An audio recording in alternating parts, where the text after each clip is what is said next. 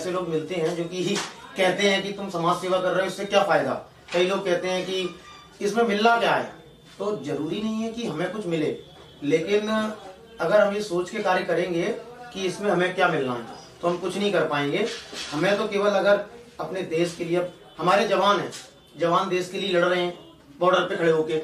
आज देखो, आज मैं टेम्परेचर देख रहा था तो बर्फ पे खड़े हुए हैं, गोलियों से देश को बचा रहे हैं। कल को वो भी कह सकते हैं कि देश से लड़ने की जिम्मेदारी हमारी अकेली थोड़ी ना है। तो बॉर्डर पे हमारे जब जवान काम कर रहे हैं, हमारे कोरोना के टाइम पे आप जैसे पत्रकार बंधु, डॉक्टर, ये लोग लगातार लगे हैं, अभी भी लगे हुए हैं। तो जब हर व्यक्ति अपनी अपनी जगह पे लगा हुआ है, तो सामाजिक कार्यकर्ता को भी अपनी अहमियत दिवानी है और उसे ये सोचना नहीं है कि मुझे सामाजिक कार्य करने से कुछ मिलेगा।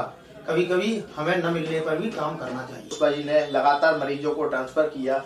जिस मरीज को छूने में उनके परिजन झिझक रहे थे, उन मरीजों को उठाकर खुद अपने हाथों से हॉस्पिटल में भर्ती कराया।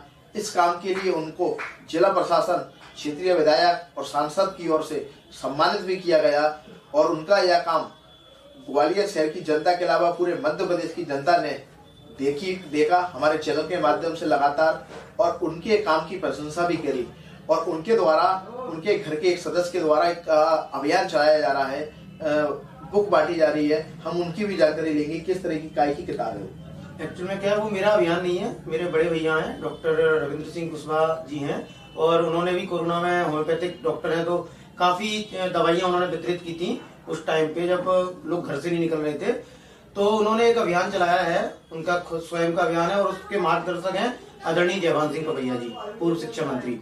तो उसके माध्यम से उन्होंने उस अभियान में चलाया है कि किसी के जन्मदिन या किसी के मैरिज एनिवर्सरी, किसी के घर में कोई खुशहाली, कोई प्रशासनिक अधिकारी आया, तो उनका सोच विचार ये था कि रामचरितमानस, जो कि हमारी हिंदू धर्म की रामायण जो है, वो लोग नई पीढ़ी को जानकारी कम होती जा रही थी। तो उन्होंने एक पीड़ा उठाया है कि घर घर रामायण पहुंचाना है।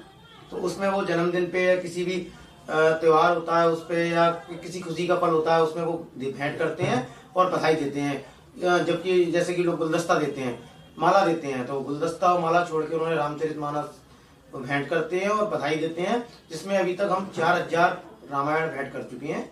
और आपने ग्वालियर को एक नई दिशा प्रदान की अभी तक इतने सालों में लगातार। और आपका कैरियर की शुरुआत आपने स्वास्थ्य सेवा के रूप में चालू की। इसके पीछे क्या उद्देश्य रहा आपका? एक्चुअल में मेरा उद्देश्य था डॉक्टर बनना।